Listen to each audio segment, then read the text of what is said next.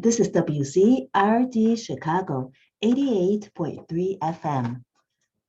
And we have with us at WZRD, Bill Cole, jazz musician, educator, and ethnomusicologist. Hello, Bill. How are you today? Good morning. How are you? Good morning.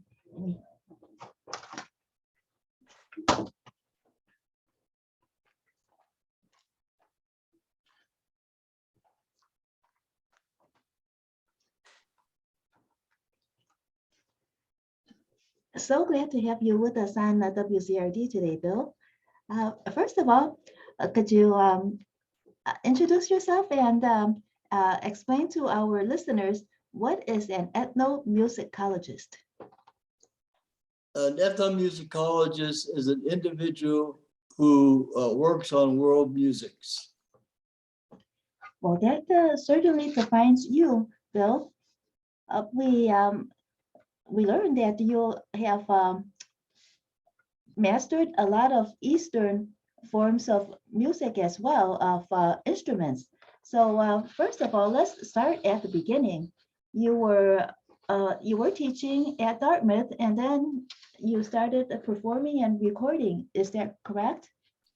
No, that's not correct. The first job I had was at Amherst College. That was the first time I taught music at a college. And before that, though, when I was in the ethnomusicology PhD program at Wesley University, my advisor, Clifford Morton, gave me two instruments. One was a Chinese suona, and the other was a hojok from South Korea. And he told me to learn how to play them, which I did. And why did your advisor ask you to learn those instruments? Well, at that time I played at several other instruments, but I never really played them well. I played at the piano for at least 2 decades. Mm-hmm. I played the cello for a short period of time. I had a wonderful teacher, but I lost the job I had. I couldn't continue to take lessons from him. And I had to sell the cello that I had. So when I got to Wesleyan in the PhD program there, I really hadn't learned how to play any instrument. And that's why Clifford gave me the two instruments from the East to learn how to play. Do you know why he chose those instruments versus other instruments? Well, I think probably because he thought those are the instruments I would learn how to play. And I did. And I became very, very interested, not in the music, but in the instruments themselves. And so, because I've never, I mean, I know some things about Chinese music, and I know some things about Korean music, and I know some things about music from India, and I know some things about music from all those areas. But what I really wanted to learn how to play the instruments was to play the music of African American music, mm-hmm. and specifically jazz. And when did you decide to and found that it would be very artistically beneficial for you to combine the two, the Eastern instruments plus African jazz? Well, you know, when African people first got here as enslaved individuals, they picked up the instruments that they found. And they weren't playing African instruments, they were playing the trumpets and the saxophones and the piano and the bass and et cetera, et cetera, et cetera. Mm-hmm. So I didn't find it to be unusual to begin to play the instruments that Clifford gave me. I love the sound of the instruments, but I've always played them in the context of African American music, i.e., jazz. Mhm. You wouldn't happen to have those instruments like within reach right now, could you? So that maybe our listeners could hear what it really sounds like, and then maybe they could compare it later when you play that instrument within your works. Well, they're right behind me, but none of them are ready to play because I haven't moistened the reeds. Oh, just out of curiosity, how do you moisten the reeds? I put them in a small cup of water and allow them to get softened so that they will perform on the instruments that I play. Because I not only do I play Chinese instruments, but I also play instruments from India. And I also play the didgeridoo from Australia. So I'm involved in, but it just so happens that at this moment, they're not prepared to be played. I'm sorry if I had That's known okay. that you were going to ask me that. I would Yeah, yeah, we should have asked because that would have been very interesting. But it's just that this conversation went along those lines, and then that really got us intrigued. So, how long do you have to soak them in order for them to be playable? And is that like a reed, as in the reeds that are sticking out of the I pond? would say that it would take about 15 minutes. Okay. Well, yes. We'll have you on another time, and then we'll listen to them at that time. I wish I had known that that was something that you might have been interested in, and I certainly would have had them ready. I apologize for that. That's okay. That's okay at all.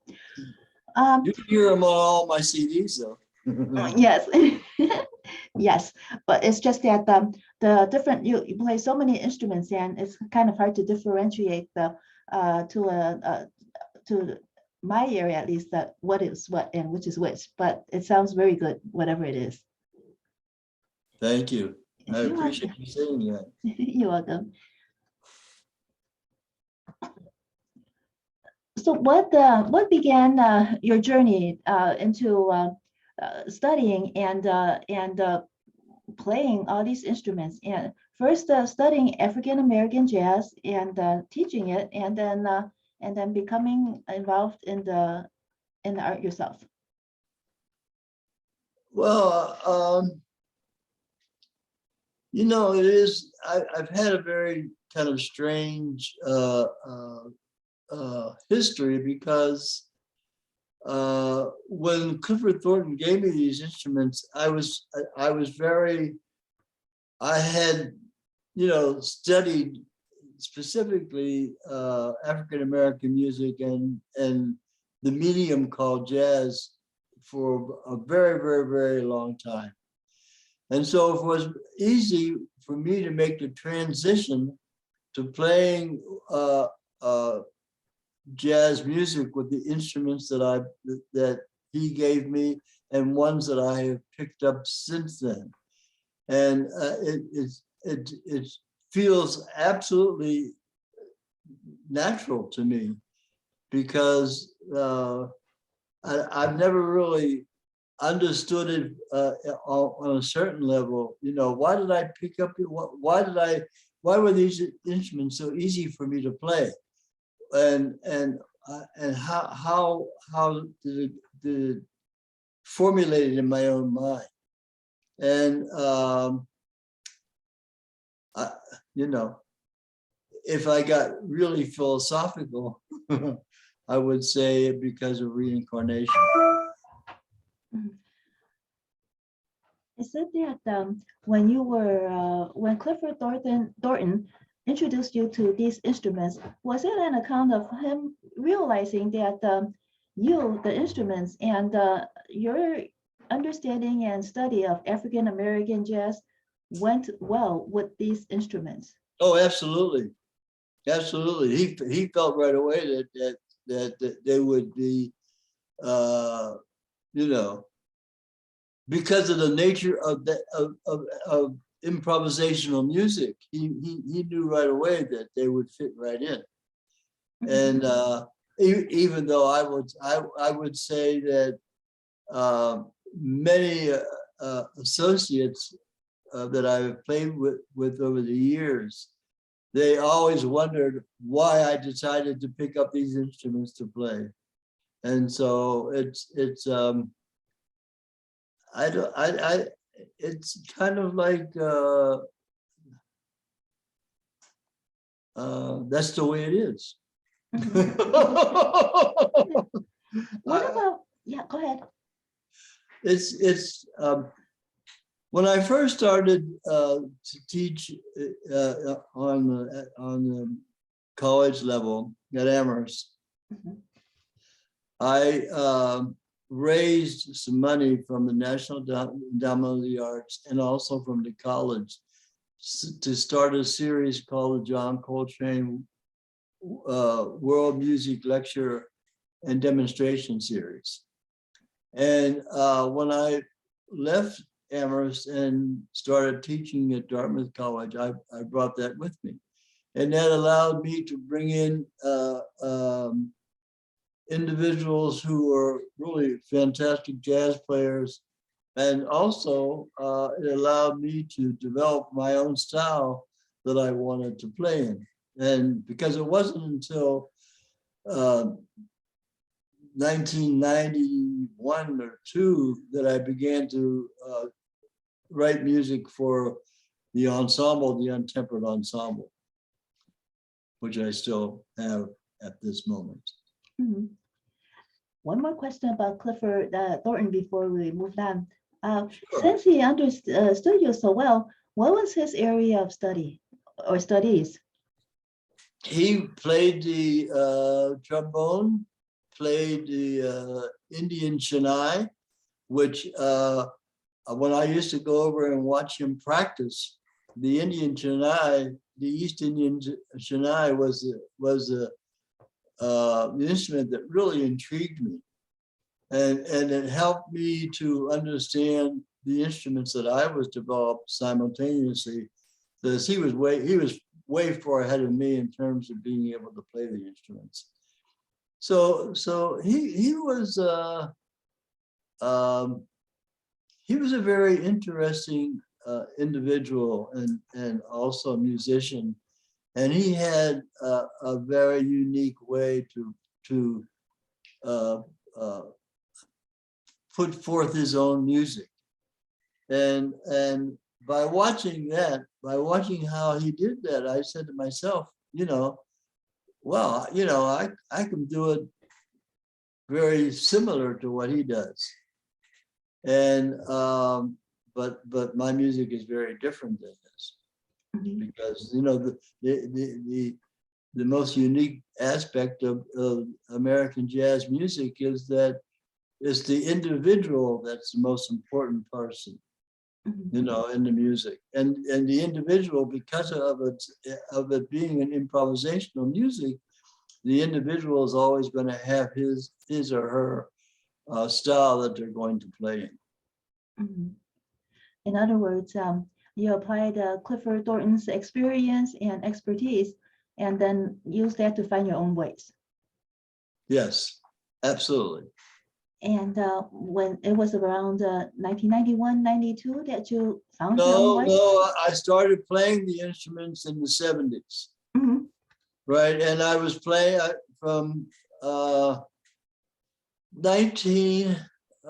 have to remember this, 1974 to 1982, I created these pieces called cycles. And the cycles were based on the reincarnation cycle of the Igbo of Nigeria. And so I started out with just a trio, myself, Sam Rivers, and Warren Smith. That was the first cycle. And I began to expand that over the 7 years that I created and played these pieces. Mhm. And No, no, go ahead. Finish. I was going to talk about some of the people who had played in those pieces over the years. Joseph Daly, Mhm. Clifford Thornton,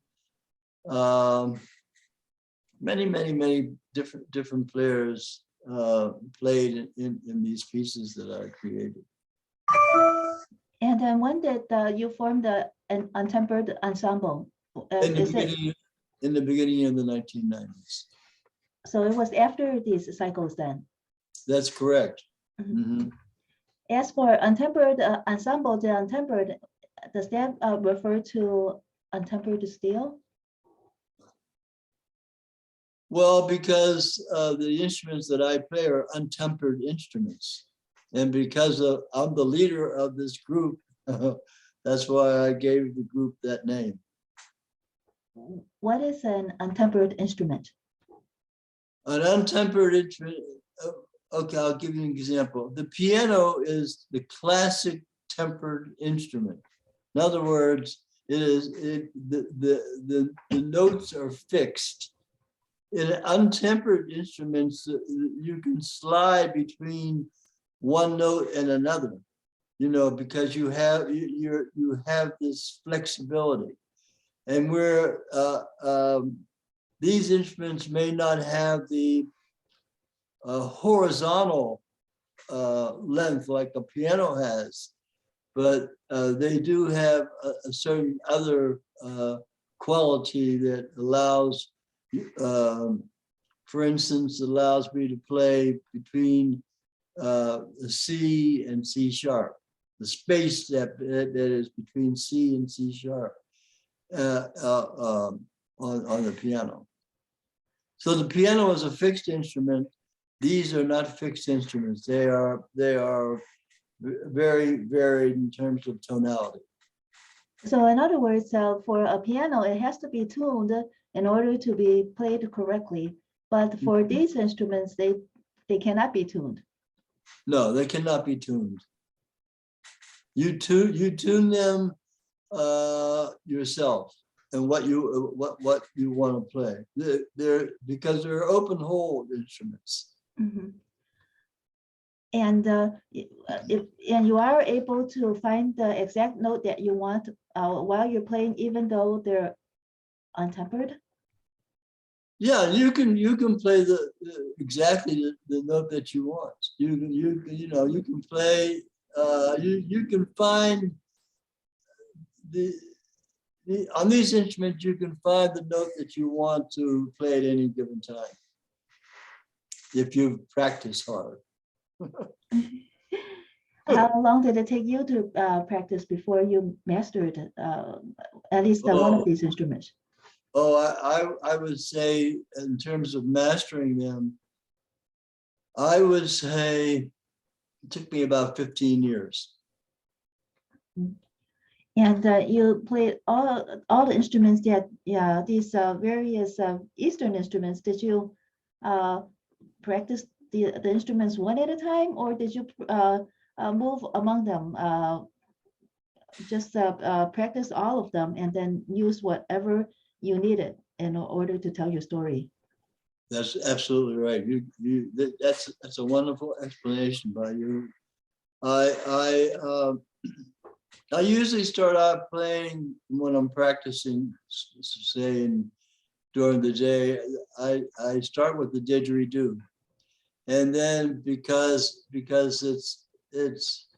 is a very, I think it is a very unique instrument, and then I go into playing the suona, the Chinese sonas, or the East Indian shehnai and nagaswaram, the South Korean pidi and hojok, and